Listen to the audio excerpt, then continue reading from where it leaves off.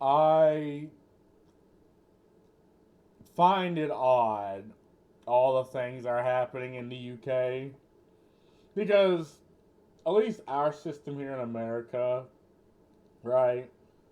People like to say the laws and things like the Bill of Rights, like these constitutional amendments are a fluke, and they don't understand that these things were made by people who were smarter than us, who looked at the rest of the world. Like the founding fathers looked at the rest of the world and used how things are done in the rest of the world as reference on how America should be made, and they implement them.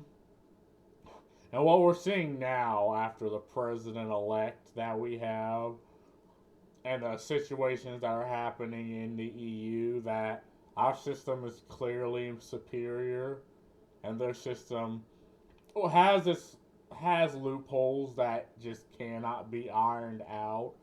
It's like, okay, the UK, which I'm pretty sure this is the country he's talking about. I haven't really seen anything about this video. But I'm pretty sure, like, they even had Brexit over the immigrant crisis. And they still have the same issues that the UK have. And it is so fucking cooked, right? Because I also heard that they're now arresting people over emojis on Facebook.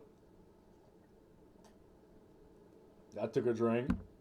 And that's just such a cooked situation. So, and I like this guy's video. He just lets people speak for their fucking selves. Like, it is edited, but it doesn't edit out the points people are trying to make. It doesn't edit out the individual. It's just people on the street having their own opinion about things. So I like going over his videos. Let's give it a watch. This is the United Kingdom, where free speech is illegal.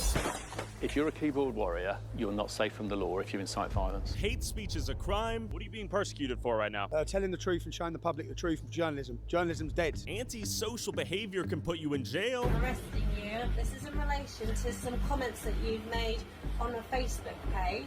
We do have dedicated... Like, that just seems dystopian. It's like comments you made on a Facebook page. Like, motherfucker, what? Police officers who are scouring social media, their job is to look for this material. Hey, you may disagree with Tommy, but come on, freedom of speech. He's making comments on an open forum, which is social media, which is deemed to be offensive. They don't believe it. They don't believe it. You know what freedom of speech start with them? I've been asked to come and speak to you to make you aware that your comments are visible online. Let me speak to you, yes. It's no comments which have been made on social media. So there was a report about some police being interacted. Many believe these laws operate within a double standard known as two-tiered policing, where certain protected groups don't get punished while others do. What? See, and you see fucking grandma and grandpa getting fucking body slammed, and this is enough to radicalize anybody, to piss anybody off just by looking at it. It's like, if you want to see how people get radicalized against you and eventually pull to even violence, like you pull shit like this, it will happen immediately. And in some cases, people be like, yeah, I mean, it's what's to come. And like, this could be your grandma and your grandpa. You'd absolutely be fucking furious. I'm here because of them babies who's died, and I'm being arrested. There's no two-tier policing.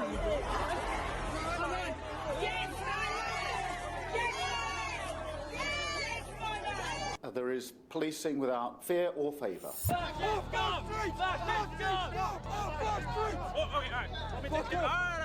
Hey, I'm a non-violent guy.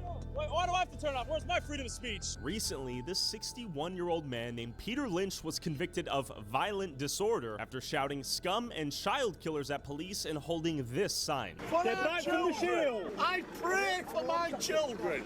I pray.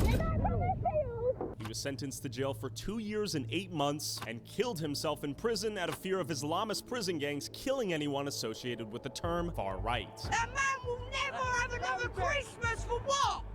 For saying he's worried about our country. Are you mad? And these are thousands of Brits protesting the British government for two-tiered policing, mass migration, the death of free speech, the Islamization of England, and the unfair weaponization of the legal system to imprison journalists and activists like...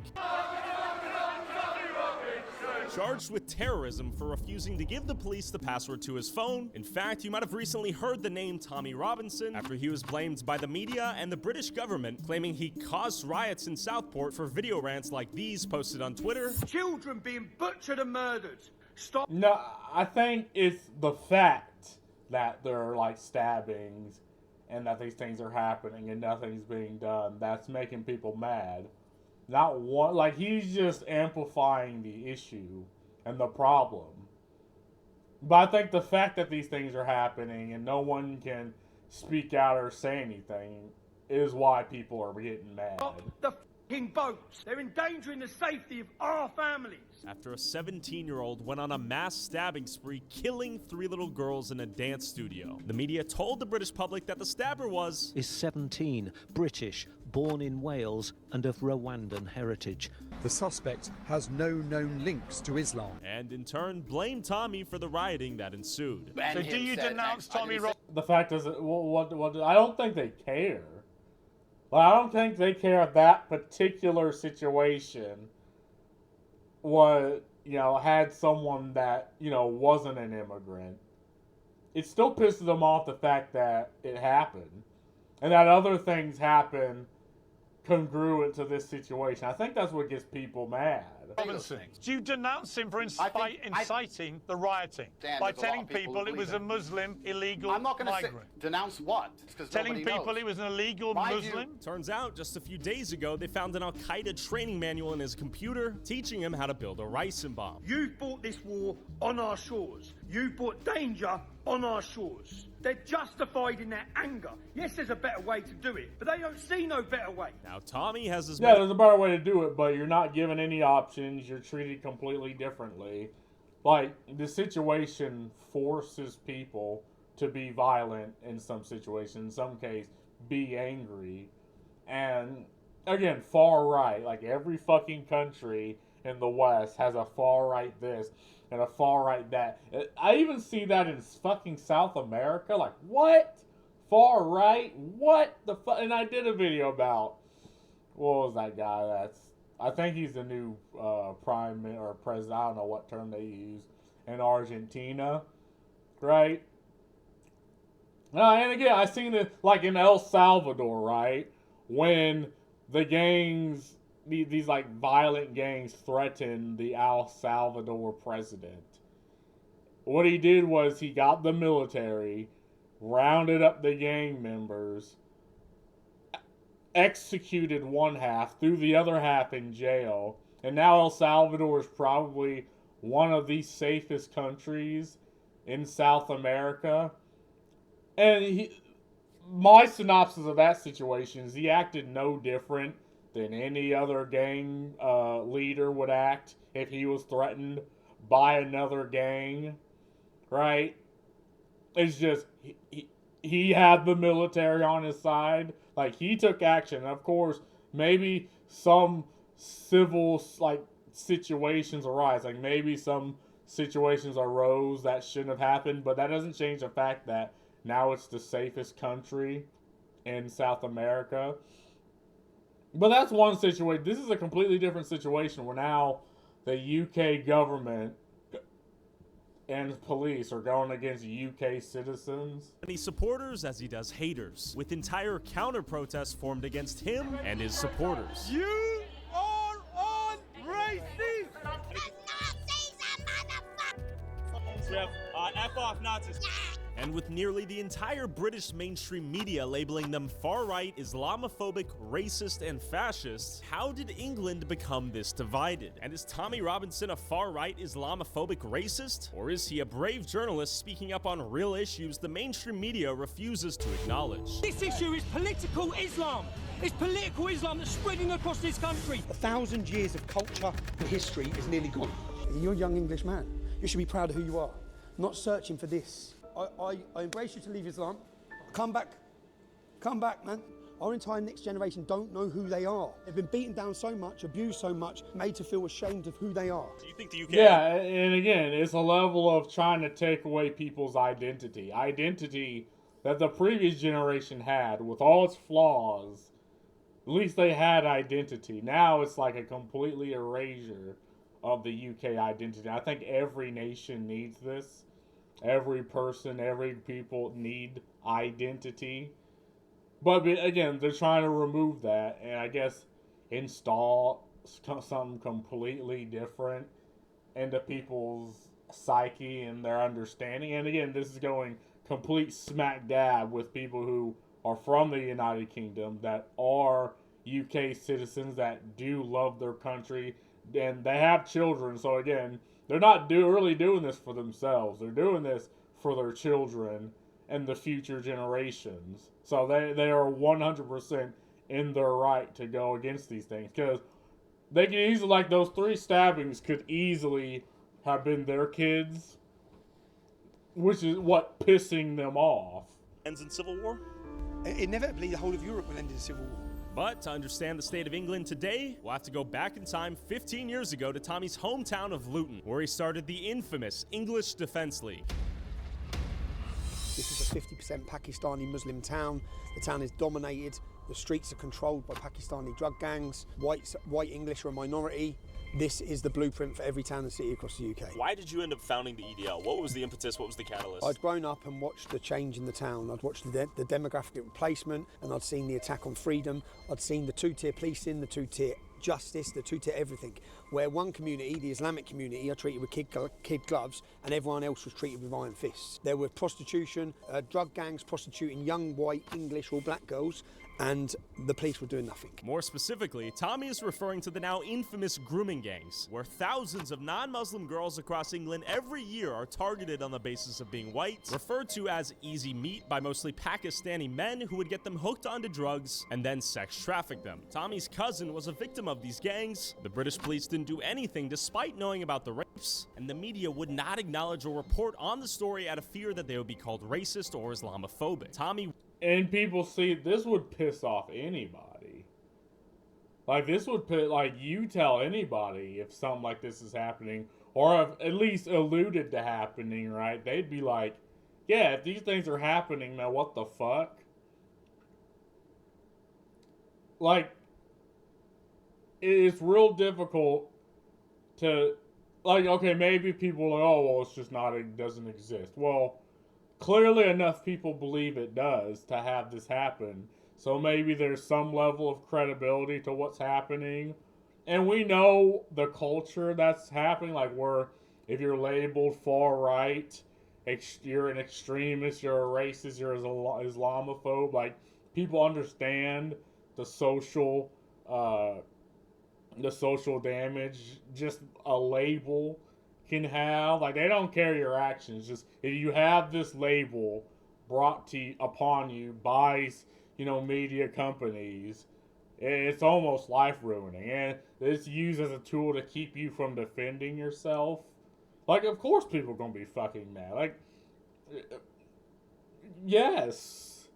Was, in essence, the first person to vocally speak up against these gangs. There are only 15-year-old girls that you know that you've grown up with that have been raped or pimped. You don't. So I don't expect you to understand the issues. These are all personal issues of yours. Personal issues in towns and cities like mine, and they're not happening with the Sikh community. They're not happening with the Jewish community. And indeed, they're not happening with most Muslims. No, they're happening within the Islamic community. That's what I'm saying, that it's an Islamic problem. And when I'm just a simple person, so I'm just a normal person, but when I'm looking at, I have to look for where this hatred is coming from. And talking about these girls like they're statistics. They're not statistics. These girls are, well, whose daughters do you think these are? Whose sisters? They're they're ours. In working class towns and communities, for 20 years, our councillors and the leaders from the Islamic community have conspired with the police to not deal with Muslim pimping gangs. They've allowed systematic rape of our youth by the fact of being scared to be called a racist. The police are literally scared of the Islamic community. I'd seen the dominance, I'd seen kids I go to school with, kids I grew up with converting to Islam, becoming part of jihadist gangs. 2013, I looked at the statistics by 2070, and I looked at all the demographical change. The white and black community were going to increase by 1.3 to 1.4%, yeah? The Bangladeshi and Pakistani community by 70 to 80%. So that is how quick the whole town changed. Just whack. What's happened? So where you might be in a community where you think there's not that many Muslims, but they've all got 5 or 6 kids. So go to the local school in that community. So it might be a majority non-Muslim community, but when you go to the lowest school, it's all Muslims. Okay. Yeah? It's the birth rate of the Muslim community, which is a ticking time bomb for Europe. Why are you concerned with the Muslim community and its growth? Because of the jihad, the non-integration, the segregation, the hostility, the violence, the grooming, the rape, the prostitution, the heroin, all of these problems, female genital mutilation. There's so many problems that come out of that community which the government just don't deal with. It's a no-go zone for non-Muslims, yeah? It's a whole entire massive area. And it started off when I was little as a little area. Now it's just massive. This town will never be English again. Say that out loud. All the history of Luton Town, this is now an Islamic town. And if this were a Sikh town, would you have the same problem? I wouldn't have a problem, no. Tell me why. No, because the Sikh community integrate, assimilate, and they work very hard. There's no dominating gangs. They're not attacking our culture. In fact, they integrate and they feel and they become British. And unfortunately, that's and again, like within the Sikhs, I think they're more third generation immigrants, right? So yeah, they absolutely integrated and they absolutely work hard. And it's this new, again, and you're talking 2 completely different cultures, 2 completely different mindsets, 2 completely different beliefs. Then the refusal to integrate. Yeah, you're going to come smack dab with other people, with people that think differently, look differently, act differently, dress differently. Like, why are we pretending these things are just not going to happen?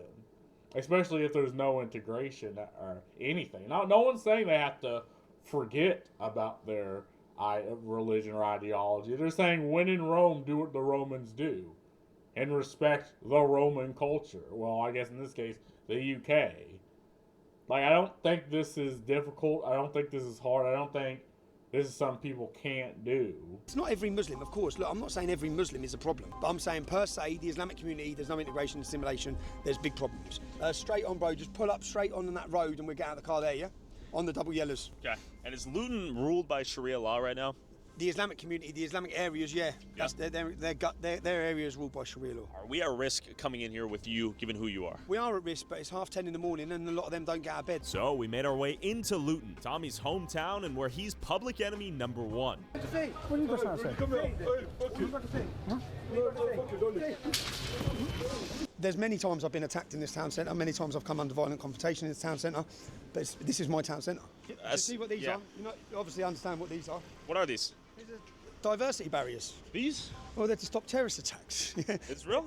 I'm not joking. They're diversity barriers. This will go straight back. Yeah, because there was a lot of they call it the truck of peace. Like, you just be Islamic radicalists ramming trucks into groups of people. So they literally had to erect these to keep things like that from happening. And they probably have these every, give or say, 50 feet.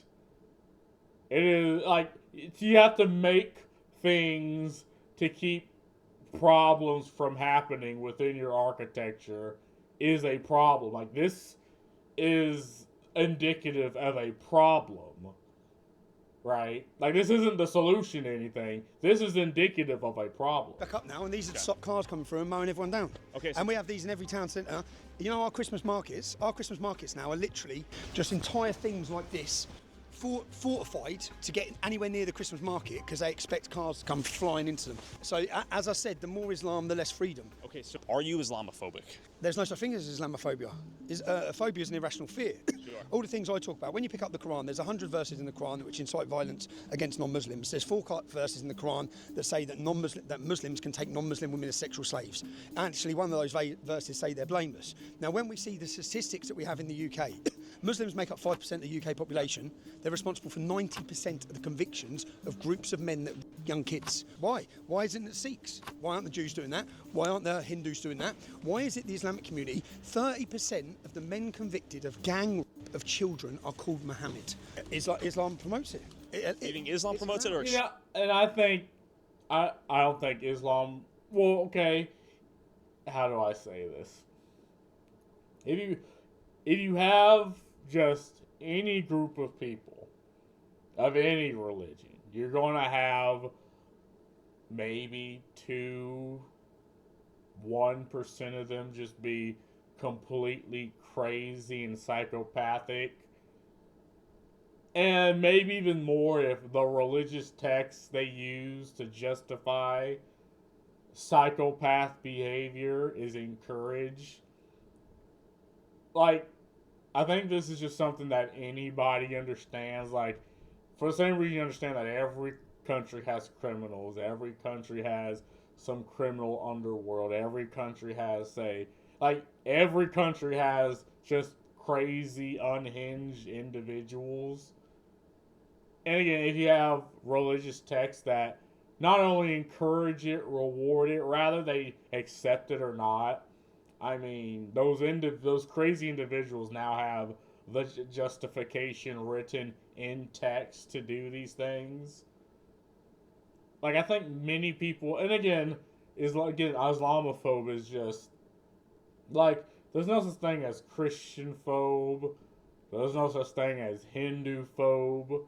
Why specifically Islamophobe? Very odd. Extremist Islam.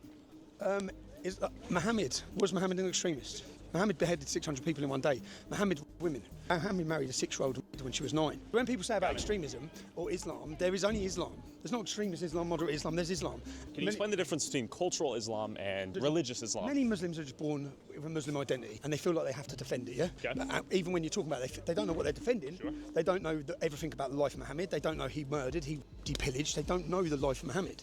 But they're born Muslims. So I'd say they're cultural Muslims. But then you have the real religious fanaticisms, the fanatics, which this town is full of. Or how did this town become the terrorist capital of Europe? Well, because we allowed al-Mujahideen, in fact, our government foreign policy was to actually, when the Soviet war was going on, when it suited us to fund radical Islam with the Taliban and groups like this in Afghanistan, we gave home to many of these groups. So this group in this town centre, al-Mujahideen, who are a prescribed terrorist organisation, their head office was here in my town. There's 60% of the Muslims in jail for terrorism, ex-members of that group. Their head office was in this town centre. One day to eradicate Islamic law from Britain, with the generations to come from the rest of the world, to fulfill the prophecy of the Prophet that the whole of the world will one day be under the authority of the Muslims. In 2004, I started my first demonstration against them. In 2004, called Ban the Looting Taliban, and I was targeted since then by Islamic gangs for trying to talk out. And all I was trying to highlight is these are jihadists, these are terrorists. And literally, where we're walking now, you see there's a bakery here called Don Miller's Bakery. They used to have a stall set up every Saturday recruiting for terrorism. If you want to know how powerful the word racist is, if you want to know how the power of political correctness, our entire police forces across the country were paralysed with fear to allow the rape of a generation of our daughters. 1,000 girls in Telford, 1,400 children in Rotherham. The police were fully aware that the children were being prostituted, ganged and kidnapped by Muslim gangs, and the reason they didn't act, which has come out in government studies, because they were fearful of being called racist. And and again, it's the label that slapped upon you. And once the label's on you, it's destroyed. Like, people come after you, people come after your families, people come after, your job, and it's such. I hated this fucking culture here in America, but people here, at least on the streets, don't fucking act that way. But it's another situation in the UK, in Europe, because again, they have this type of system where, like, you have these interest groups that just vote themselves into power. it's like that type of democracy, and that's why even in the UK, after Brexit, you have literally the exact same issues that sprung up all around Europe. 18-year-old migrant who come on a boat 6 months ago murdered a 27-year-old Englishwoman who was working in the hotel that he was being housed in. So in hotels, there's a hotel here, there's a hotel there. Yeah, we can go to the hotels if you want after this, yeah? So in these hotels, they have housed so when migrants come into our country, they get put straight in these hotels. We pay for them. And just yesterday, an 18-year-old migrant murdered a 27-year-old Englishwoman working in the hotel. And 2 days before that, an Afghani put in a military base who we've brought here to give freedom from Afghanistan, he sexually ran to 16-year-old. So was there a public conversation at this point, or did you start that? Did you pioneer the conversation discussing this? No one would discuss it. Everyone's too scared to discuss it, because when you try and discuss it, you just get attacked violently. Were you violently attacked the moment you started talking about it? Instantly. I've had 12 government Osman warnings. There's 6 Muslims right now in jail for 30 years. They got caught with guns, suicide bombs, everything on the way to murder us. They got there 2 hours late. They were arrested then in their car, where they found their suicide vests, etc. I've been under constant attack, constant death threat, life in danger. Even just 6 weeks ago, my mum and dad had to be relocated for threats to murder them. So why make this your cause? Why were you willing to take on the threat here? Why is this so important to you? Why are you so concerned? This is my country. It's our country. Let's stop pretending that we have welcomed guests into our nation, have now overstayed their welcome. They're changing this country. They're not here to integrate. They're here to dominate. And I know you've had immigration. When I hear about Americans and they're moaning about Hispanic immigration, I think you've got no idea, lads.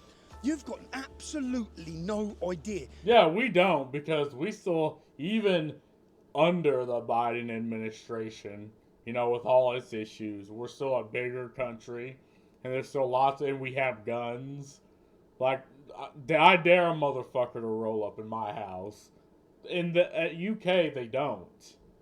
Like, they don't, and even the very people that are voted in office are going against the interest of their people and of the interest of the UK. And again, that's all anyone asks. Like, I am born in this country. I am proud to be part of the UK. Why are my needs not being met? Why are the problems we face being dealt with by our government that we pay for? And we've let people just live here for free, effectively. And they're the ones committing these crimes. Like, why is this? And I don't blame the people. Well, obviously I blame the people for committing the crimes, but I don't blame the people for coming in. I blame the system for allowing them in. Right? Like, I mean, if I was from a war-torn country, I'd do the same fucking thing. I'd bring my ass in the UK, like, while I commit crimes? No. But I'd bring my ass in, too, and get free housing, fed, free food, be like, yeah, I'd do the same fucking thing, and doubly much if I had a family. Like, I don't blame the people for taking advantage of the system that's happening in the EU. I blame the system. You have just opened your borders to 8 million migrants from Somalia, Syria, Iraq, Afghanistan. You're going to see what's coming. We're walking right now. Are you concerned? Are you nervous? Yeah, they'll be on the phones, 100%. What do you mean? Any one of them that would have seen us will be straight on their phones. Doing what? Phoning more Muslims. For what? To come and get us. Come and get us? What do you mean? To come and violently attack us. He's like, what? For what, having a conversation? He's like, huh? I'm sorry, what? But, mate, you're not allowed to talk about Islam. Tell me about the concerns you have regarding freedom of speech here in the UK, the loss of it. There is no freedom of speech. Freedom of speech is gone. Stop pretending it. There is no freedom of speech. We live in a post-free speech era. But the problem is the goalposts keep changing. So some people celebrated when it was me losing my freedom of speech, yeah? When they were censoring me, or because I speak about Islam, but then they started censoring doctors, nurses, yeah, scientists. We're talking about COVID. We're talking about everything. So here's the Discover Islam Centre. So they're not going to be happy with... Explain the significance of Discover Islam. It's a charity shop that was opened in order to convert the town to Islam. Hey, bro. Hello. I'm all right, man. How are you? How you doing? The purpose of this shop is to convert the town to Islam. Okay. Right? That's right? It's for dawah, yeah. To convert to dawah.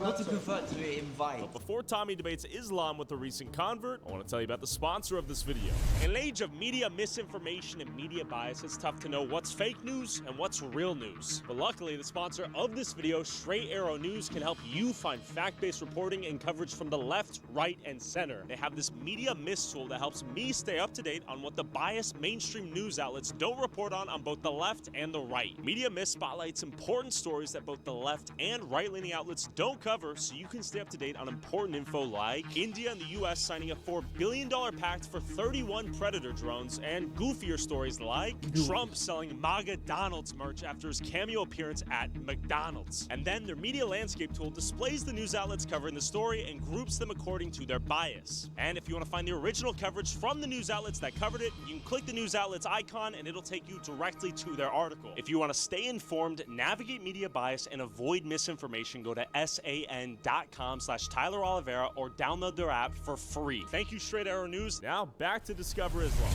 Okay. And the man who opened this. If he's in the damn shop, that's like, yeah, here's the place where they convert them.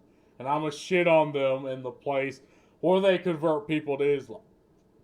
The first manager was called Yusuf Bonner, and he said he actually had to resign because I exposed who he was before they opened the shop. This was funded by Ira, Abdul Rahim Green, so the people behind this centre are radicals who believe in punishment for adultery, all these sorts of things. What are your thoughts on that? No, it's not true. That is 100% true. When this centre opened and the council opened it, I looked into everyone behind it and I done an expose, and the manager had to resign before the day it opened. Well, I don't know too much. I've only been working here like a few months, to be fair. Okay. When did you convert, bro? Me, a year ago. A year ago? Yeah. How do you like Islam thus far? It's peace. It's peaceful. Like, it makes me feel like I can show the world the true me. And it's the true religion, really. Can we get the Quran? Have you got the Quran? Can I touch it? Yeah, of course you can. Sure, yeah? Why couldn't you touch it? Because I'm not clean. I see. If you can look at verse 65. So man's like, look in this book. Again, they think these people who are speaking against these things are just dumb, are just some angry white dudes. Like, if the very fucking text, right, is in the book that they effectively treat like Christians treat the Bible, and if it says these things, like, do you not think there's just a couple of psychopaths in the world, and there's this thing called social contagion? It's like, if the 1% of psychopaths are in a group of like 80% regular person, like maybe another 1% of those 80% will also become psychopathic. Like, this social contagion is a phenomenon, right? And I do believe the majority of them probably wouldn't have committed these crimes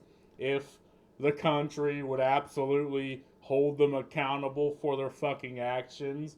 But if nothing's happening, it's like, yeah, I mean, it's people like to throw away the human element when it ideologically, when it comes to, you know, their ideology and the things they deem as good or bad, but it's just the human condition and human element in these things. For such of your women as despair of menstruation, if you're in doubt, their period of waiting shall be 3 months, along with those who have it not. And for those with child, their period shall be till they bring out their burden. And whoever, what's that mean? Me, I don't know. Like I said, I've only been that talks like about divorcing prepubescent children. I'm still doing my research myself. I don't want to put you doing it. Okay, so if you're new, I'm not here to. Yeah, sorry. I guess My problem, so not to put you in an awkward position, yeah, because my problem is that verse talks about divorcing prepubescent children. That's what that verse is about. Yeah. So Muhammad married Aisha when she was how old? Yeah, you can see he's in an odd situation. Like my dude in the middle is like, yeah, this is happening. Like, and again, nothing against this guy. I hate the whole armchair psychologist idea, but, and I said this in a recent video, like, I 100% understand why young men join radical groups like ISIS or like any other radical terrorist group, because maybe you have issues, maybe you have grievances that no one wants to address, and all you do is just stay in your head and get angry, and now here's this group, here's this brothership that, you know, of people that are willing to hear you out, and unfortunately even help you impose your aggression on others that they deem evil. And that's really, it's kind of, and I understand though it's the bad ending, right? That's a bad thing, but I completely understand. And again, you grew up, this is the hand in life you were dealt, this is how you were allotted. And I don't know if that's the situation with this guy. I think he is legitimately a good dude. It's just, that's just the thing with social contagions, right? If you have even a small amount of radical psychopaths, you're going to just make other people around you think, or at least maybe even act the same way. That we do not know fully yet. Know. We know from Sahih Bukhari and Sahih Muslim, the two of the leading world hadiths. So how old was Muhammad then when he married Aisha? How old was Aisha? Aisha was probably about between 9 and 11, I would say. No, she was 6. So Sahih Bukhari and Sahih Muslim are two of the most recognised. The problem is, it's great if you think she was older. That's still a bit strange at 9, 11. But it's great if you think she was a lot older. But the problem is Sahih Bukhari, which means authentic. There's 5 leading authentic hadiths, and they state that she was 6 years old, and he raped her when she was 9. They'll say married, yeah? Got it. Would you date an 11-year-old? No, obviously not. So do you believe Muhammad was perfect? Yeah. But Muhammad, you just said married an 11-year-old. Because things were different back those days, they weren't. So he wasn't perfect in this modern time. But if you look back in the history, like even kings of England, they married younger. Richard Lionheart had an 11-year-old wife. Yeah. But we don't think Richard Lionheart's perfect. We don't want to build this whole country based on what Richard Lionheart lived his life as. Yeah, and that's fair. It's like, yeah, they lived fucking... I mean, it's odd to judge the past by today's standards, but I can agree that today, in current day and age, I think we just have a better system, and we should adhere to that system, and we shouldn't build on, an ideology based on things that in people and ideas of the past. We should build on today's standards. I think most people that you ask would absolutely understand that. And again, this guy, he's in an odd situation. He's giving legitimate, like, he's 100% correct. Yeah, English kings in the past married very young. But he's also correct, too. It's like, yeah, well, we don't build our entire system based off that one king. Whereas you want this country to be on what Muhammad lived, yeah? Me, like I said, I'm still new in it. I'm still new to Islam, so... My point was that this shop has been opened by my council to convert everyone to Islam. And unfortunately, look, you've got a revert here. You'd call yourself a revert. I'd say a convert who doesn't actually know anything about Islam.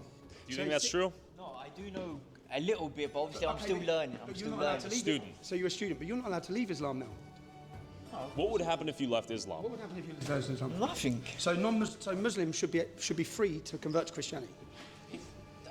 A lot of them are, to be fair. Should they be free to convert to Christianity? If that's what they want to do, yeah, of course. So Muhammad says they have to be killed. Idolaters must be killed. Mate, if you want, I can teach you on Islam, so then you can undress like this and come back to our side and enjoy your freedom. Put you in, and I made the choice to come to Islam. But so if you don't think that was heavenly like Allah has sent someone to marry a child and have sex with her when she was 9, is that perfect? Come on, bruv, is it perfect? That one I have to go to no comment. Yeah, let's go no comment. So your point is, you know it's not perfect. So what you've joined is you've joined. You're a Luton boy. Yeah. What school did you go to? Ashcroft. So you're from up Stopsley? Yeah. That's where I'm from. How old are you? 31. 31. See how the town's changed? See, the town's changed because you ain't got an identity, bruv. Because your identity, you're a young English man. You should be proud of who you are, not searching for this. And the reason that this is strong is because Islam has a strong sense of identity, and we've lost our identity, and we've lost our community, and Islam gives them this. That's exactly what I'm talking about. Again, people strive for identity. They strive to know who they are. Young men strive to know who they are, where they fit in society, where they fit with others. And unfortunately, that's something that's being stripped away. Well, again, young men are going to gravitate to things that give them identity. Like, this is not surprising. This isn't out of the ordinary. This isn't good or bad. It just depends on what identity they move towards. Go to verse 424. Yeah? He's got a verse. 424. And all the married women are forbidden except those... I think my dude is sweating bullets. Like, he's like, oh my God, I'm probably gonna get my ass beat by other Muslims.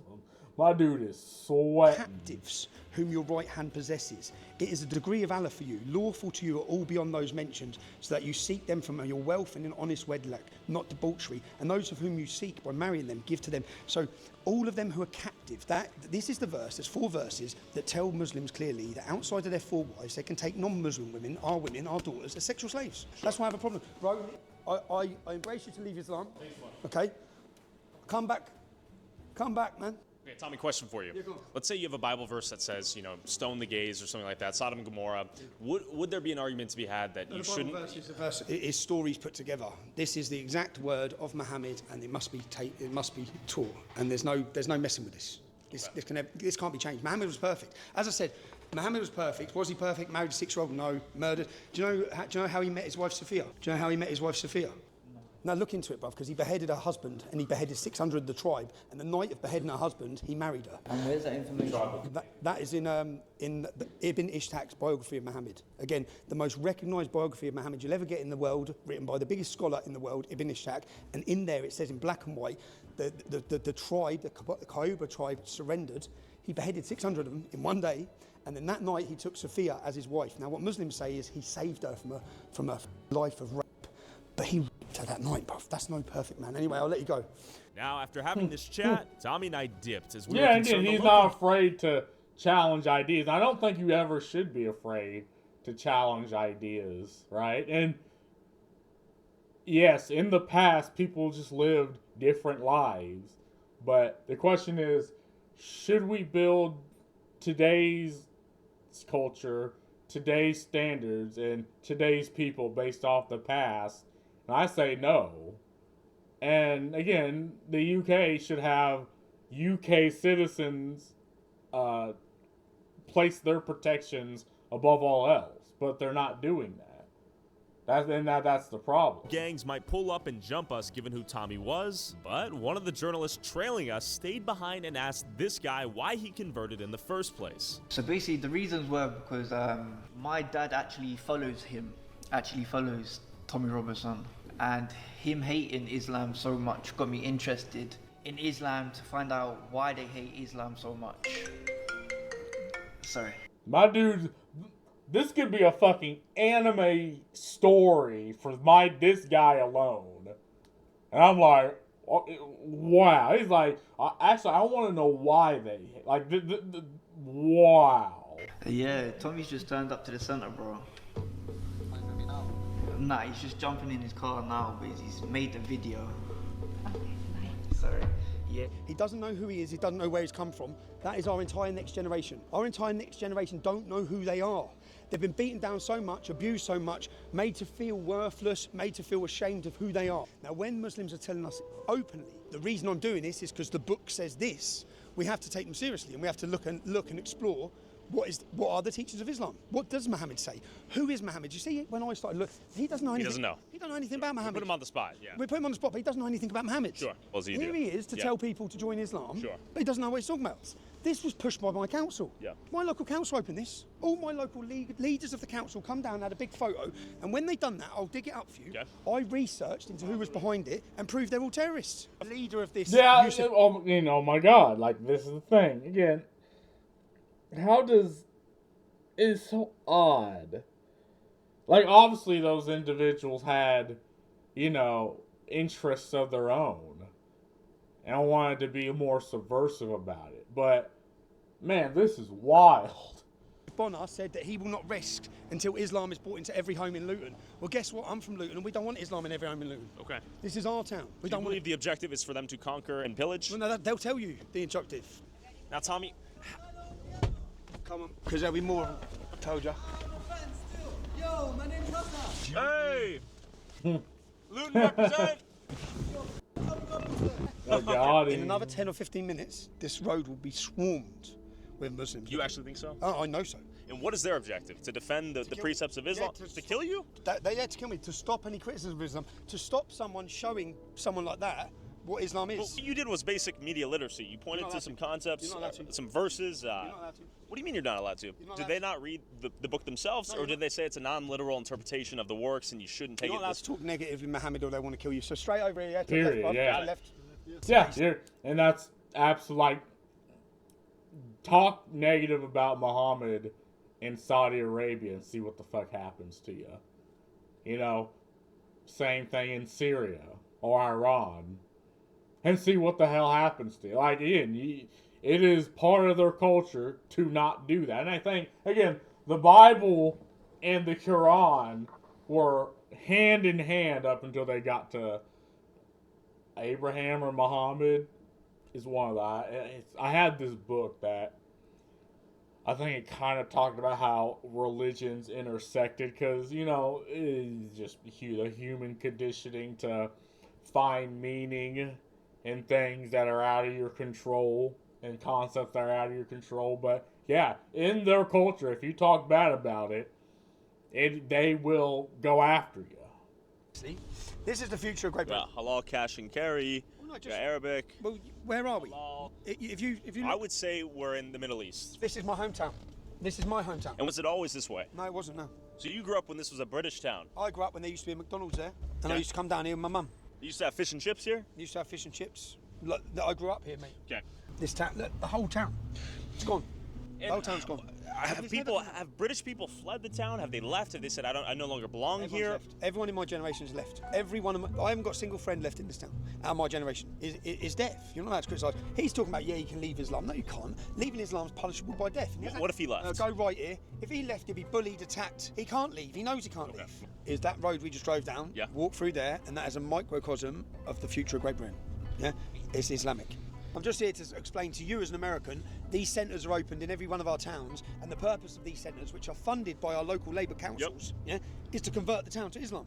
So the local Labour political party, which is your Democrat party, are funding the conversion of the town into an Islamic ghetto like this. And what comes in an Islamic ghetto like this? Is it freedom? Are the women free? Can women walk down here at night? Could an English woman walk? What would happen? They'd come under attack. They'd be sexually harassed. So if he was an imam, you'd have got the real answer out of him. Yes, they want to kill homosexuals. Yes, they can take non-Muslim women as sexual slaves. They're allowed to.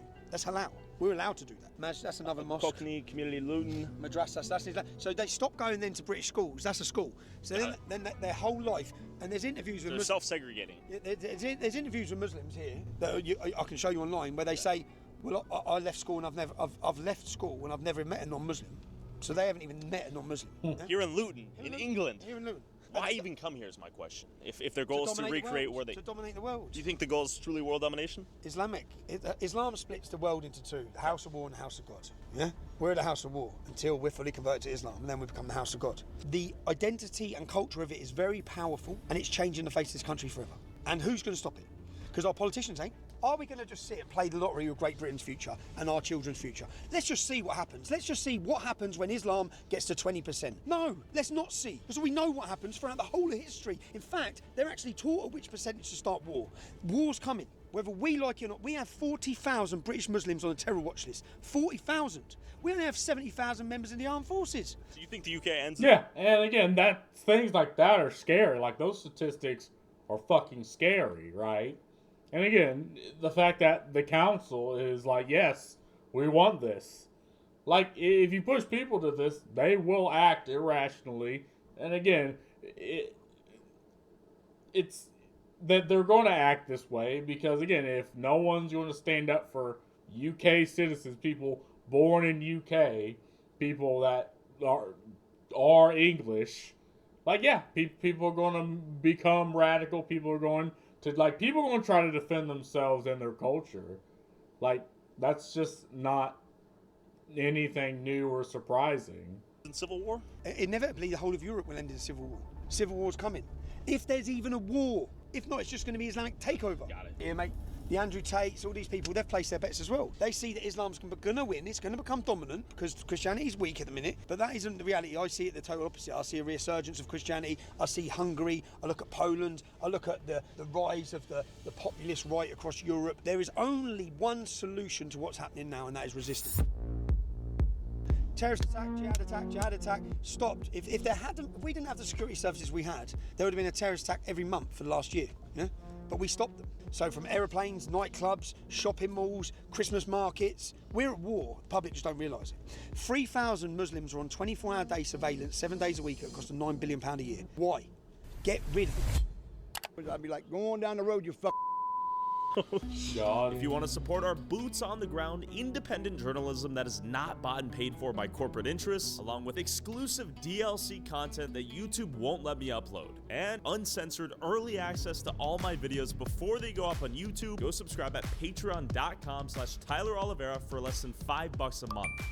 The average person is not willing to go to war to even say any of these things mentioning Muhammad. I'm not saying go to war, yeah? What I'm saying is we have to understand what we're looking at and what do we want the future of Great Britain to look like. So I don't believe the political system can solve it. I believe we need a cultural revolution and a cultural movement.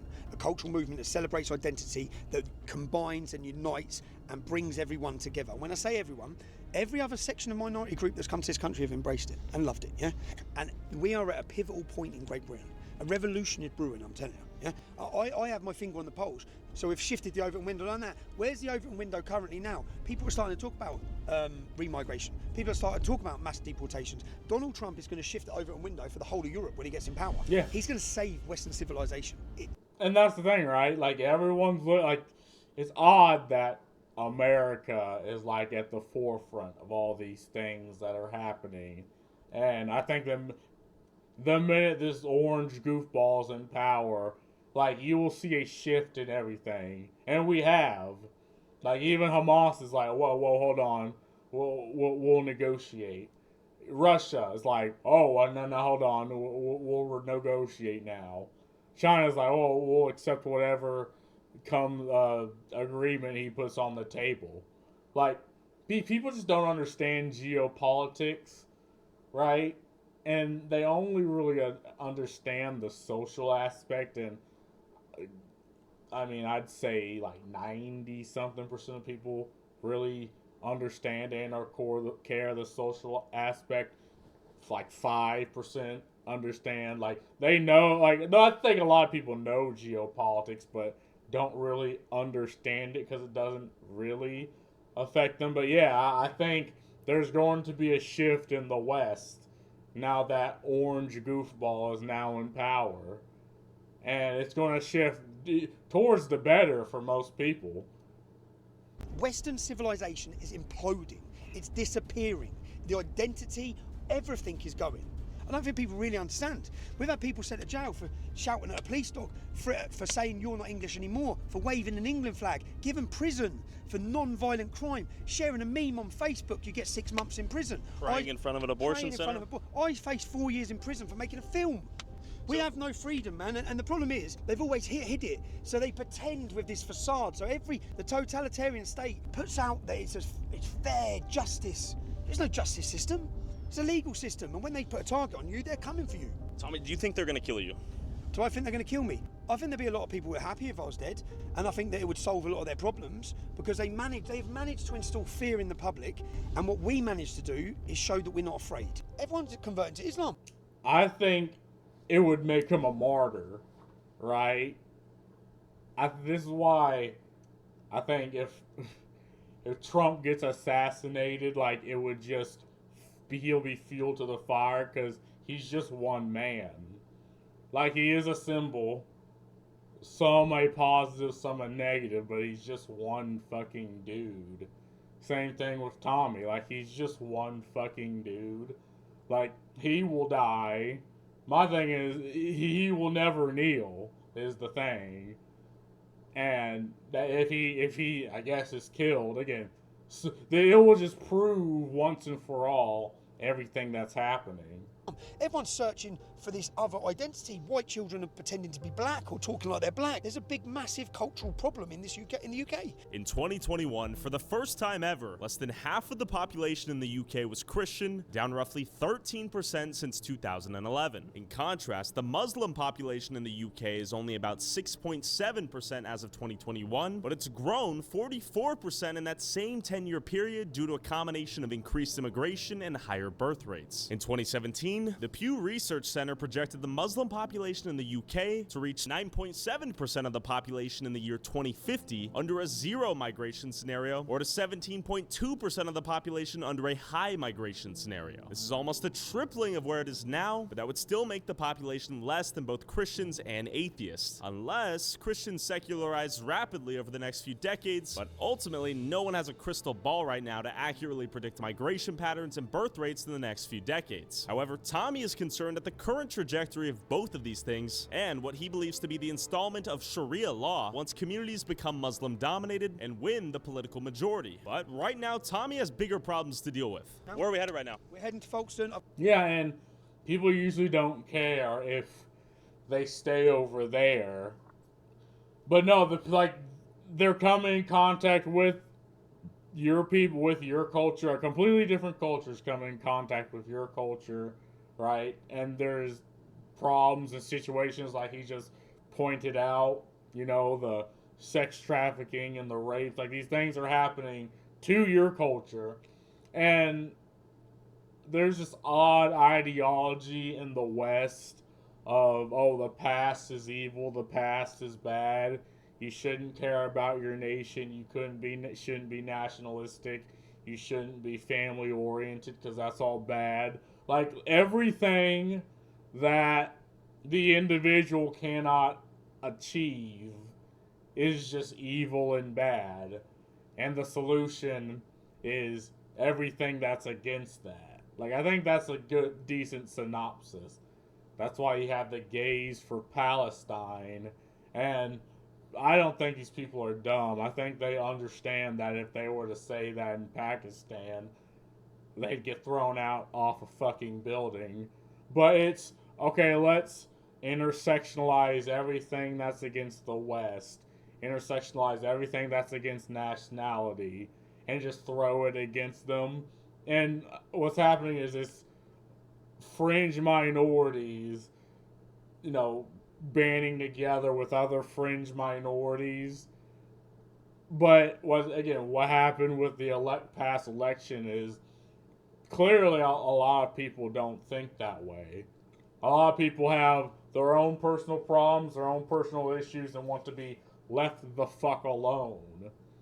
But the ideological individual, the woke individual, cannot leave people alone. I've got on to about 3 o'clock. I expect to get there, be detained, and I'm gone. Charges for? Charges for terrorism because I didn't let them in my phone, and I believe I'll be gone for a couple of years. Okay, I hope that does not happen. And after driving to the police station, Tommy was now turning himself in ahead of his court date, charged under the Terrorism Act for refusing to give his phone password to the police under Schedule 7 of the Terrorism Act, the UK's equivalent of the Patriot Act. And he's currently facing a possible jail sentence over contempt of court claims after allegedly not showing up to a court hearing and fleeing the country upon being released on bail after allegedly breaching a court order to not air a film in Trafalgar Square, where the High Court ruled he had repeated libelous allegations against a Syrian refugee after Tommy failed to convince the High Court that the refugee violently assaulted a young girl. Tommy made an entire documentary with nearly 58 million views on Twitter to prove his innocence, but he ultimately lost the legal battle. Now he's turning himself in to face what he believes to be a biased, corrupt judicial system that previously rejected the testimony of children who testified in support of Tommy's claims, alleging they were assaulted by the Syrian refugee. Yet during that court case, the judge ruled that these girls were lying. The neighbour had shared it, and then I saw on the Yorkshire Live them making Bailey out to be really horrible and that Jamal was a poor little victim, and it wound me up. So I commented on it. The victim wasn't a victim, he hit me in the back with a hockey stick. And then within the space of 2 hours, I had about 250 comments saying that I was lying. Public, what do you think? He's a messiah. He's a messiah? Hello, Bob. How are you, man? You good? Where's Amit? What are you being persecuted for right now? Telling the truth and showing the public the truth of journalism. Journalism's dead. There is no... Let's go speak to journalists. Come on, okay, come on, you're all journalists. Who are you a journalist for? You? Mate, who are you a journalist? Press agency. Who are you a journalist for? PA. You're for PA. So, have you watched my film? I'm not. Have you watched my film? You're a journalist. What are you for? So, have you watched my film? Look at this. Look, this is the problem. Totally controlled. Have any of you... Can you guys say anything? Have you watched my film? Have any of you watched the film? Is it called silence? Yeah, do you know what I mean? Look, this is the problem. Can they say anything? None of them will ever report the truth. Will they end up like you if they say anything? This is totally controlled media. Yeah? I've done what you should be doing, yeah? I filled your gap because you're all fucking failures. So all I've done is report the truth. I am being tried for giving facts to the public. Not tried, I'm going to go jail for giving facts. And whilst I do that, you'll all jump in on their side and you'll condemn me. You'll print their lies. Just watch the film. How do you think this media will handle you after you go into jail? They'll all just lie. They'll all say breaches injunction, lies about Syrian child, does this. They'll all just lie. All of them will lie. That's why you're here, Tyler. Tommy Robinson. Oh, Tommy. All right, Tommy, fight the good fight. Don't die in there. You know what you have to do, brother. You know when you're there tomorrow, just stand in, take it in, and think that a resistance has grown, man, and how far we've come, and that they can't put the fire out. Tommy, be safe, be smart. I will, man. See you later. Hey, you may disagree with Tommy, but come on, freedom of speech, don't let that die with him. As Tommy turns himself in, awaiting judgment to see if he'll go to prison for contempt of court allegations for what he believes is, in reality, a punishment given to him for exposing the current government and coordinated media's corruption and lies. Before we learn what happens to him, we first need to go to the Unite the Kingdom rally Tommy has spent the last few months planning to see what the public thinks of Tommy's charges and the current state of England. Tommy!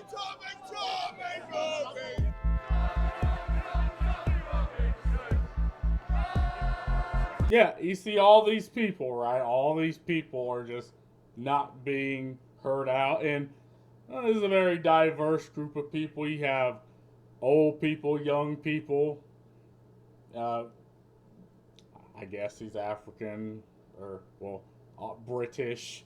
Like, let's not use the wrong categorization here. Like, all these people are like, yeah, I mean, you know, we want to stand up for our country and our identity against, I guess, a system that just doesn't want them to.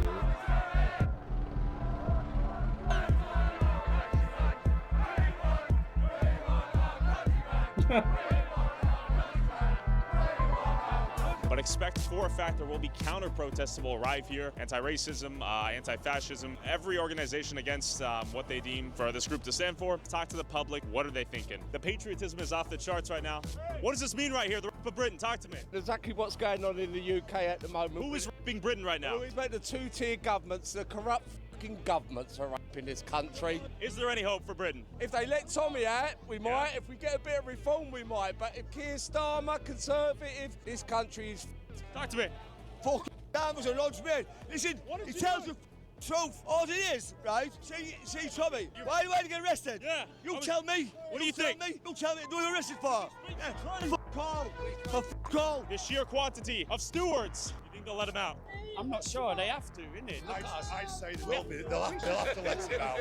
Is there concern for civil war here? Oh, That's a possibility? If this carries on, Yeah? yes. Do we have concern?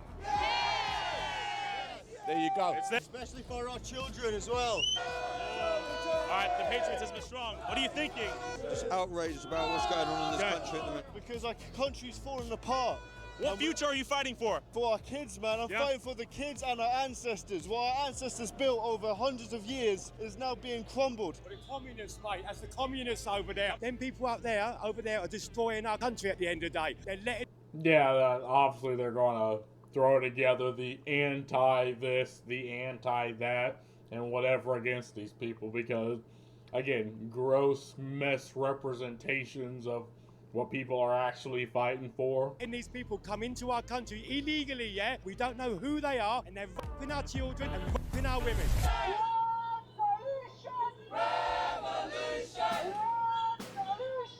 And you see the type of individuals here that are, I thought I seen the blue-haired individual. I guess this is the blue-haired individual. Yeah. Yeah, again, young people, a couple of old people, blue-haired. Yeah, this looks like the type of individuals that would show up. After getting a taste of the nationalist pride and frustration at Tommy's rally, I went to the Stand Up to Racism counter-protest to see what they were thinking. All right, would you like to share? All right. Okay, there you go. Show him yours. Yeah. I'm assuming this individual has groomed this individual into thinking that. We have F off Nazis, F off Nazis.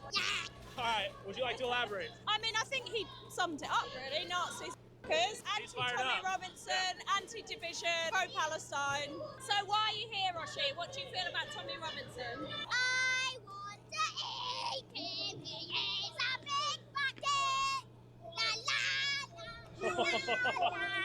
He wants to eat him because he's a big fat dick. Their argument would be we're the working class. We live in these communities where we see the problems. You guys say we're racist when we point them out. I think there is some truth in that we're in a society where it's very difficult to point out things that people are unhappy with if it doesn't go with what is accepted. What specifically are you concerned with in terms of harm? People damaging like mosques and that sort of thing? Hate speech breeds actions of hate, right? So to be fair though, this says F off Nazis. Do you think there's a bit of a double standard at play? Well, they wouldn't consider themselves Nazis, but there are definitely similarities in the things they're saying and the ways that some of them behave. Yeah. But yeah, I think it's okay to be angry and to feel impassioned, as long as you're not like smashing people's mosques or beating people up. I saw your sign, smash fascism. In my long life, I've seen times when people get attacked for no reason other than the colour of their skin or Sure. they're Jewish, they could be anything. A lot of racism exists. I've had some of it myself growing up, and it seems to be getting worse again. As a people, as humanity, we've only got one world. It's not about they shouldn't get a life, and you know, Amnesty International say they want to welcome all refugees, but they also think housing is a human right. How does that work? How are you going to do that? How are you going to welcome everyone in, yet also at the same time build infinite houses? It makes no sense. Yeah, I mean, it's going to be off your taxpayer money. That's how they're doing it. They're taking money from you, giving it to other people. And again, when people see this, they see an unfair system, and people today don't fucking care, like, about justifications of the past to have oppression done to them today. Like, it's like this pseudo-intellectual woo-woo religious idea that the people today should suffer because of actions done by their ancestors in the past. But if you ask any everyday person who's not terminally online, like, they don't believe that. It's a utopia that's not going to exist. We have to look at the facts of life, the reality of life, the harsh reality of life, and it is unfortunate that the world is in this place at the moment, but we have to put ourselves first, and I think it's as simple as that. Do you think the English people are being deprioritized over foreigners coming in and economic migrants and asylum seekers? I think in an ideal world we would do both, but at the moment, definitely the general public do feel that over the last 25 years at least, our living standards have been pressed down and down and down. And then when we have social media that shows us right in our faces the migrants documenting their own journey across the channel, saying we're going to go there, we're going to get a hotel, and then you see it. Then you see them be in a hotel, and it's like, well, what about 84-year-old Doris who's lived here all her life, and she hasn't got a home to live in? You know, shouldn't we be spending all the money on them? And I'm seeing what's happening to the UK, and they're just a microcosm, really, of what's going to happen in the United States. They're ahead of us because their population's smaller. They aren't able to take this flood of illegal immigrants that's coming into their country. Their government's suppressing their right to their free speech. And, you know, I have a personal friend, Tommy Robinson, who I know that you know. And this is just, it's par for the course with how they treat Tommy, because Tommy is probably the most outspoken British citizen that they have. So any chance they get to silence him and keep him quiet is a great opportunity for them. So I'm here to support not only him, but the great British people that I've come to know and love. They're going through so many countries before they get to ours, and then they're coming over, they're getting all the hotels, mobile phones, weekly allowance, 3 meals a day. Like, all our taxpayer money is going to them, 20 million daily.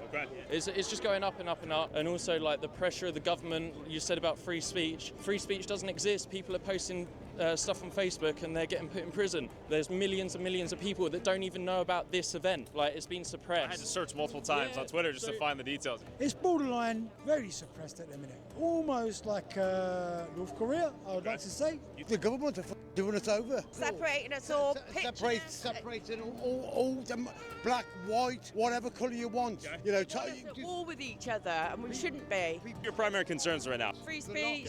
The lot. We need Britain back. You know, you say certain things in this country on YouTube or other channels, like my channel, you'll be banned. If we continue down the line that our politicians wish to go, we will lose freedom of speech, we'll lose the dignity of the family, and we'll lose many of the values that my father, my grandfather fought in 2 world wars to keep. What are your thoughts on Yeah, and again, I like his Oliver's channel, right? Because he just gives people from all sides a fair shake.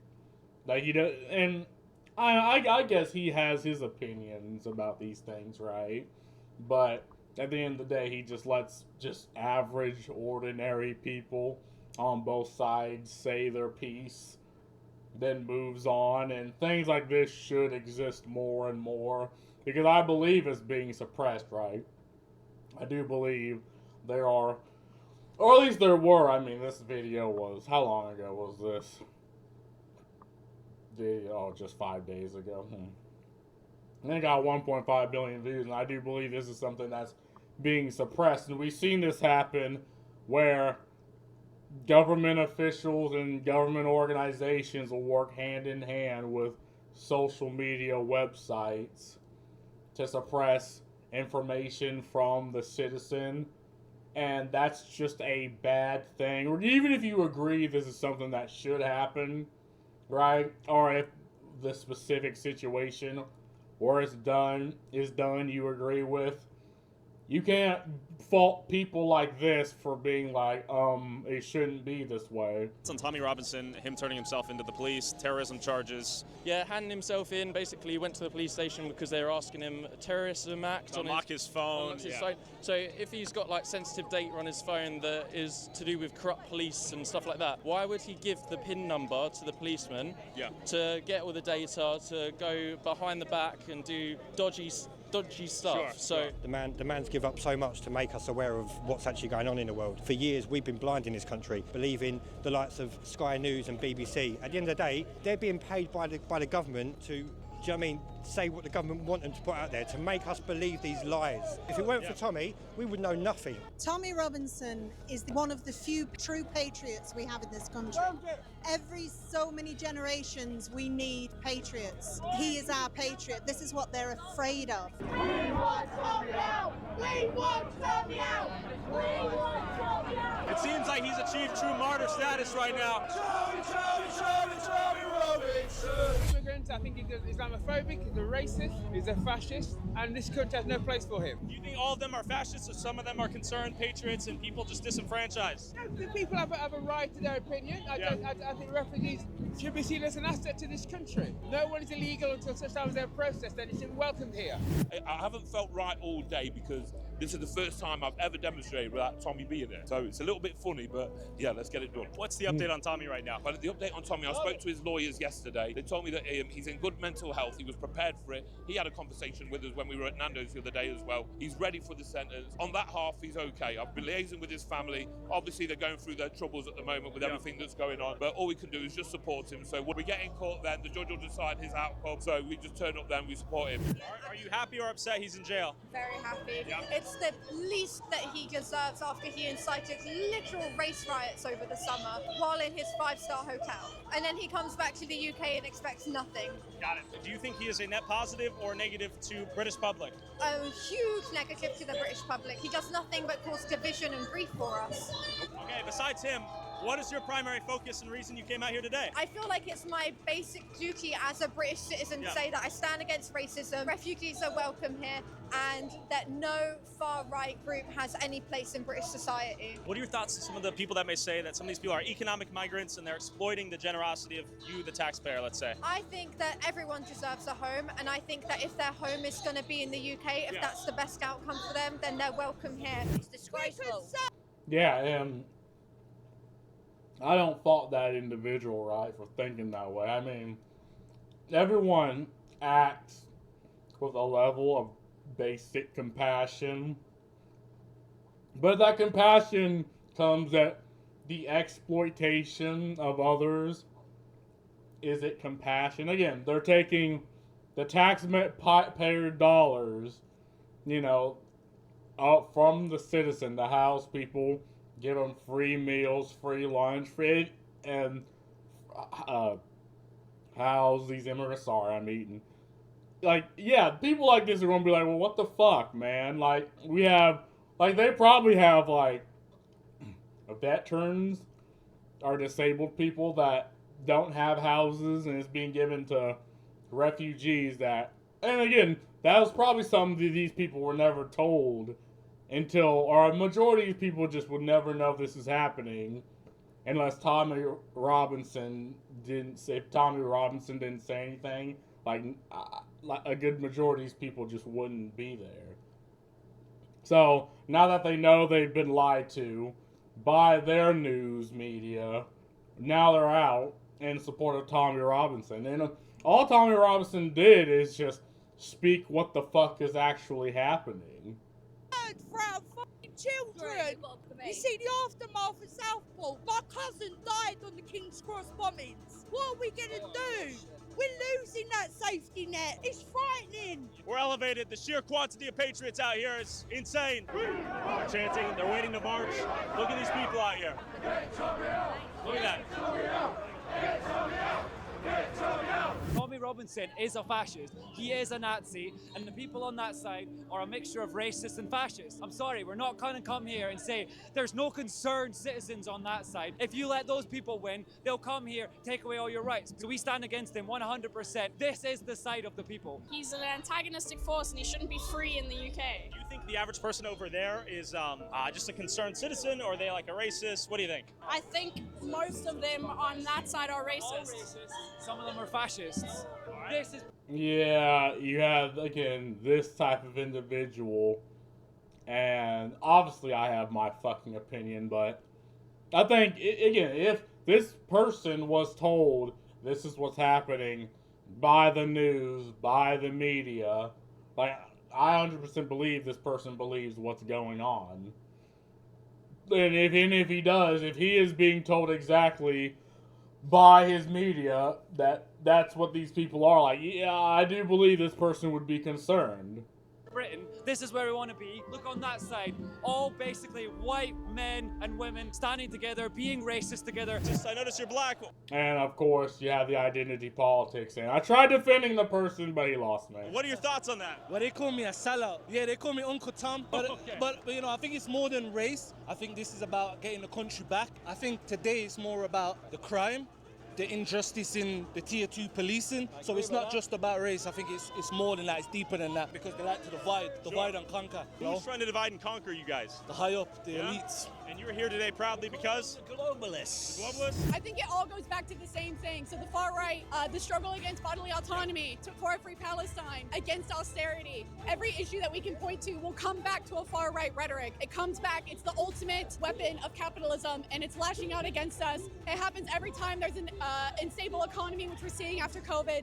This isn't a surprise, we've seen this before, and we will always fight back against it. But I think it's a disproportional representation of what the actual problem is. Your enemy is not the migrant next to you. The enemy is the ruling class and capitalism. Okay, I think even that side would agree, by the way. This is not a culture war, this is a class war. Got it. We're still seeing these major austerity cuts. We're still seeing attacks on trans people. This is grooming and feeding and stoking the culture war to keep us away from the class war, because we have so much more in common with each other as working class people than we ever will for the ruling class. I agree with the whole class war thing, because, see, in America you have this odd idea that if someone who shares the same ideology, so two people, person A and B, share the exact same ideology, only person B is an actor, has like all these yachts, personal jets, mansions, but because of this ideology, person A, who actually has to work for a fucking living, thinks, oh yeah, person B and me are equal because we're both black. And it's like, no. I mean, I think the class idea makes more sense than the race idea, because at the end of the day, you know, people like live fundamentally different lives depending on class than even race. Like, there's more similarities on race. Like, if you look at the Amish here in America, and I don't know, and African tribe in Africa. There's very few differences between them, but they face the same issues because you have the ruling class that just wants to fuck with them. Like, what the fuck do you think the Ethiopian genocide is? Right? Why do you think the Amish turned up to vote for Trump despite probably being apolitical? It's because, you know, they've been fucked with and now they're like, okay, well, we'll vote for the person that's not trying to fuck with us. I mean, that's clear. Like, people can see that, but people, again, they section themselves off, between each other based off ideology, and they self-radicalize themselves and they adopt this worldview that just isn't indicative of normal everyday fucking people. And that's where you get radicalization. Jamaicans, Africans, Indians, Sikhs, Hindus, British, we're all together. It's the government that tried to keep us apart. Yeah, I'm not racist. There's one race that's a human race. There is all different people here today. People come here to be safe. Well, they're clearly at two tiers. Yeah, there's one rule for us and one rule for the other. We have more right. When you talk about Britain don't have a history or a heritage, look at every invention from the fucking suit to the fucking game of football. Where's it come from? Comes from here. What's the most used globally language? England. We are fed up. They will come for you, your family. I've had it myself. What did you do? What did they say you did? They bugged me like a terrorist. I am. No, I can't. It's how I am. I've got a loud voice. It's me. Elite! All of us! That man will never have another Christmas for what? For saying he's worried about our fucking country. Are you mad? Are you fucking stupid? Let all the refugees in, let all the asylum seekers in, because we caused the wars, we were to blame for it, so let's let them come here and look after them like we deserve to. Yeah. The ruling... I absolutely disagree with that, and I really just don't care if we cause the war. Like, again, the politicians, a country only really has the ability to meet its citizens' needs and their protection, not the protection of every other fucking country on the planet. Like, that's just, it's unreasonable. It's an unreasonable standard. Human beings don't act that way.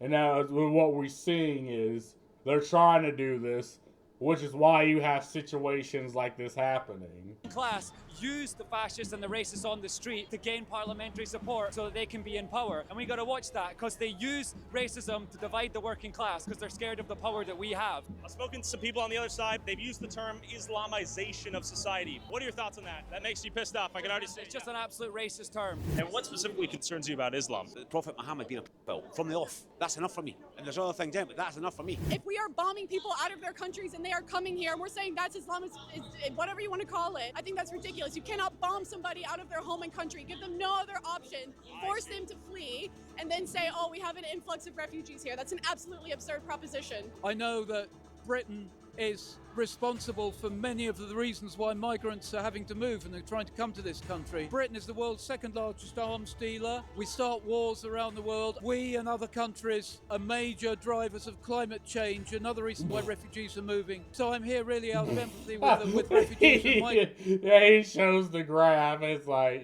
yeah. Refugees and migrants. Thoughts I can't get it. seem little untrustworthy. Why is that? Just news in general, like. All right, I'm a guy with the YouTube channel. Right. All right. Can I see what this is? The Socialist Workers' Party? Who's representing? Trying to pull people away from the far right. Okay. Trying to mobilise the side against Tommy Robinson. We're protesting against the fascists that are in Parliament Square. Tell me how they're fascists. Can you explain? Impartial observer. What's going on? I don't really want to talk to him. Why is that? Because I don't want to talk to the president. Why? I have no reason, and you should stop interviewing. They say they're just patriots, they're not far right. What does the far right mean? Their form of patriotism is nationalism. Tommy Robinson is a Nazi, and they're supporting of him. Okay. How do you feel that a large majority of this crowd has been labeled far right, whatever that means? I think the far right is a very small portion, you know. Because they just want to call us far right, and if you look around you, there's a mixed ethnicity, there's mixed religions. I was brought up Jewish. You'll see Israeli flags. It's just total media hypocrisy. It depends who you ask. Sure, right? Has it just become basically a slur for conservatives or what? Well, anyone's far right. So Brexit happened 2016. You're far right. So that makes 52% of the population far right to some, which is crazy. And if you want to control the borders, just control, you'll be far right. They're ready to move. The police are in front of us, and the counter-protesters are there inevitably. We're here. We're going to start moving. All right. Get ready for the demonstration of your life. All right. America, you've seen go yet. Let's get going. All right. The patriotism surges through his blood. Tommy Robinson! Free! Tommy! All right, we're moving. All right. The question is, will people get arrested today, and for what? Tommy has officially achieved martyr status through his recent arrest. The people are here chanting his name. We got a handstander. All right, the handstand was not worth it. I noticed your suit. What are you thinking? There he is. Hey. How you doing? Why are you here? I'm here to support Tommy, obviously. We just saw you in Germany. Hey, what a fucking callback. What a callback to our dude.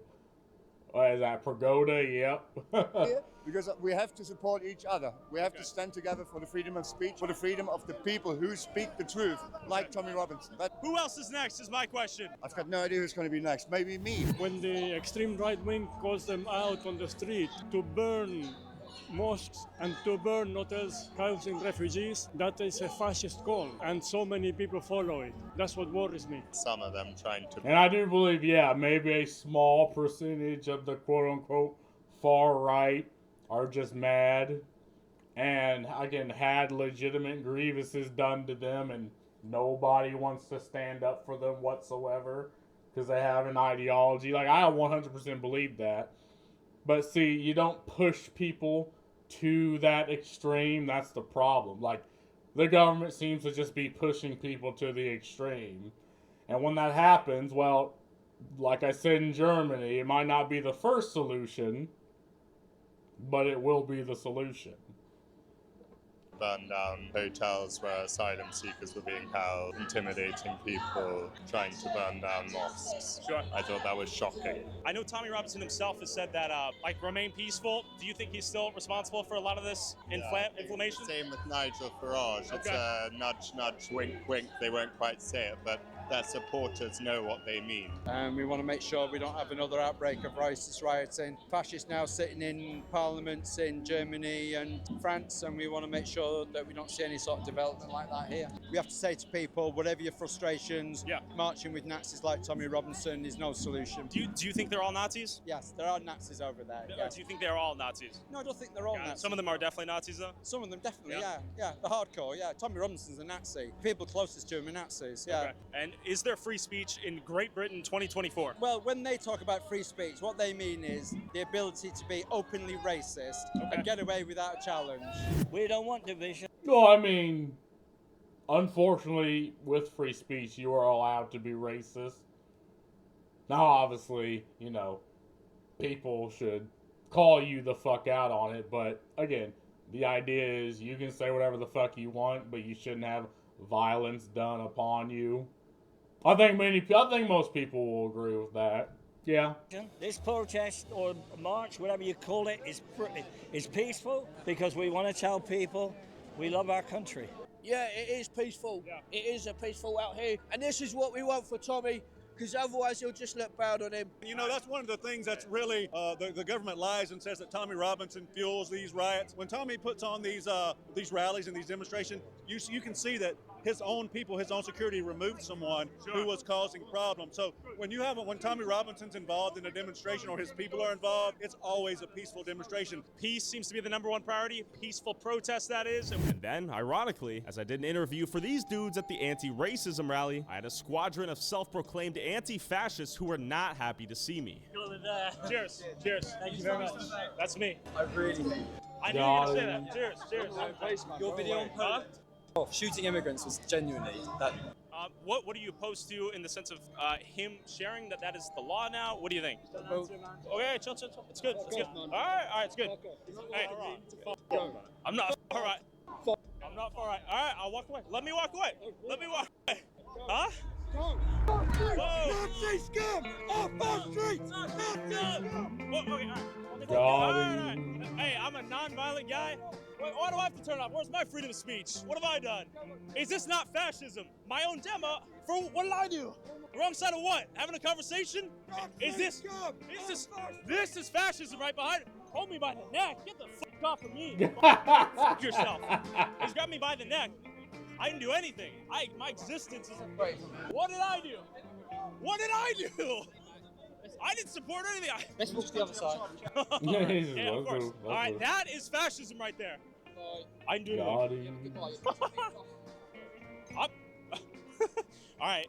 That is two-tiered policing, what you just witnessed. As the anti-fascists attacked me in the most fascist way imaginable, while these spineless cops lived up to their two-tiered policing accusations, kicking me out and not the masked aggressors. You might be wondering, if that happened to me, what's gonna happen to Tommy?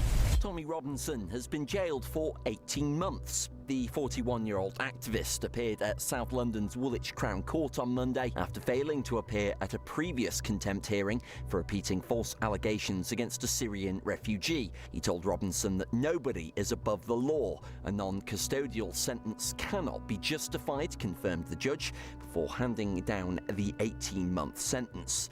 Robinson's comments came despite a 2021 High Court order being in place, banning the activist from repeating the allegations against the refugee who sued him. Police confirmed he'd been arrested on one count of failing to provide the PIN to his mobile phone under Schedule 7 of the Terrorism Act 2000. However, the appearance on Monday came in relation to a separate warrant issued by a High Court judge earlier this year. Robinson is said to have repeated allegations against the refugee after airing a film at a protest in Trafalgar Square. The activist, who has 1 million followers on Twitter, had previously been successfully sued for libel by the refugee.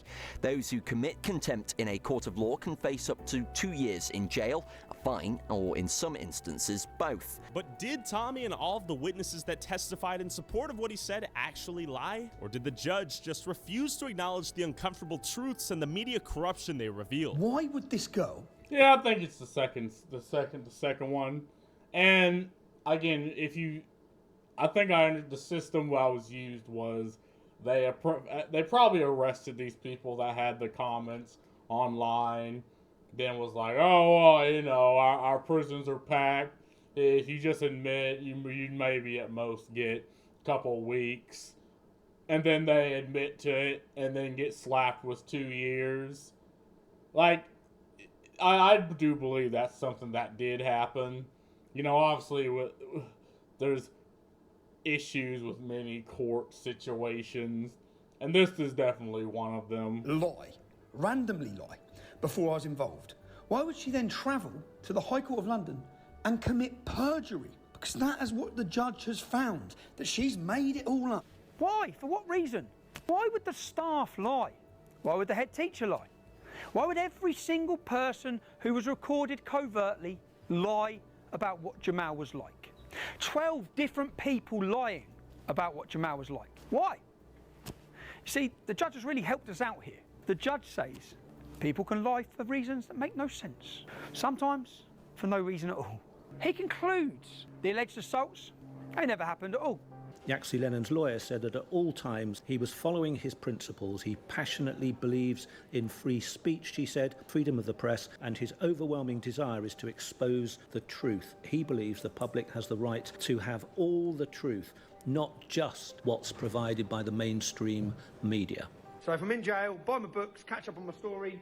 I'm probably doing press-ups, I'm quite excited, I'm going to come out in the best shape of my life. It's not all bad, all right? I'm reading your mail, thank you. I appreciate your support. I appreciate your support you're showing my family. This is temporary, all right?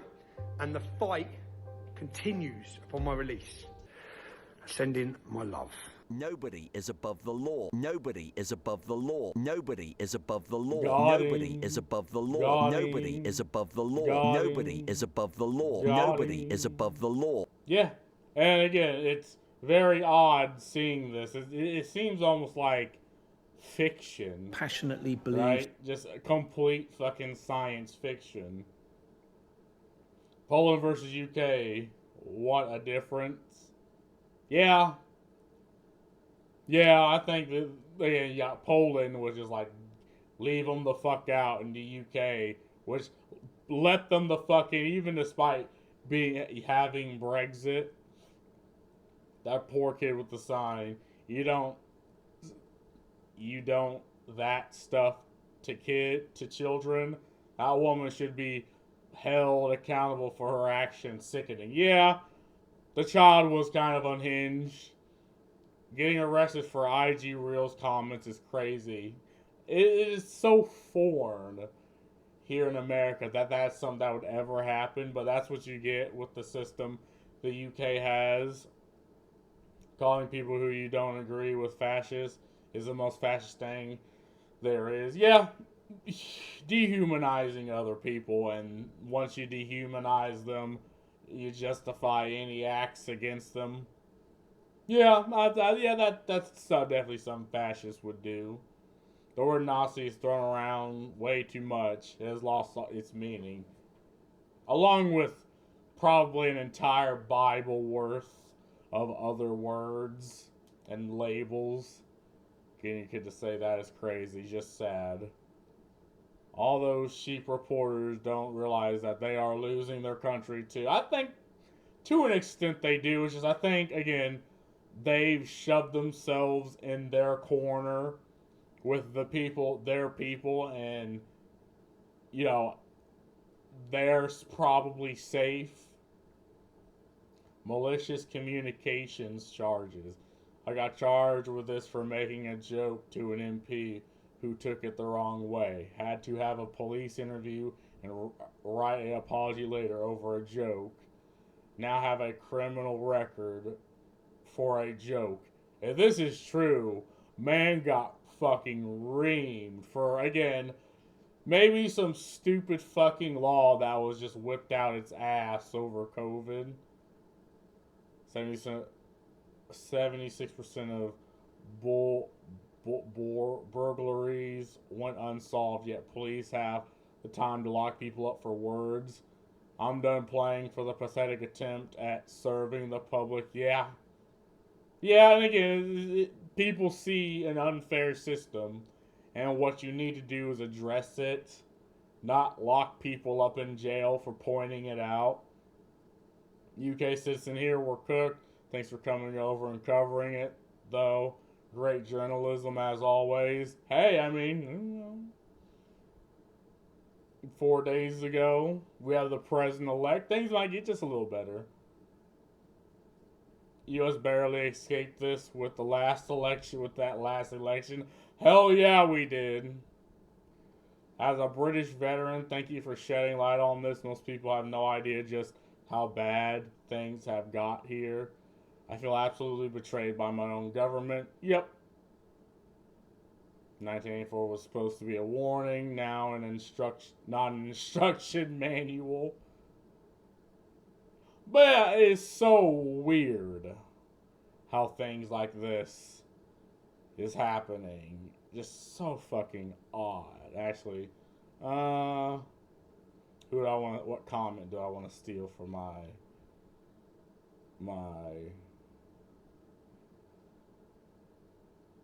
Yeah, I'll take yours. Thanks for the title, Holly. My fucking mouse is cooked. But anyway, it's been fun. It's been such an odd situation. But see ya.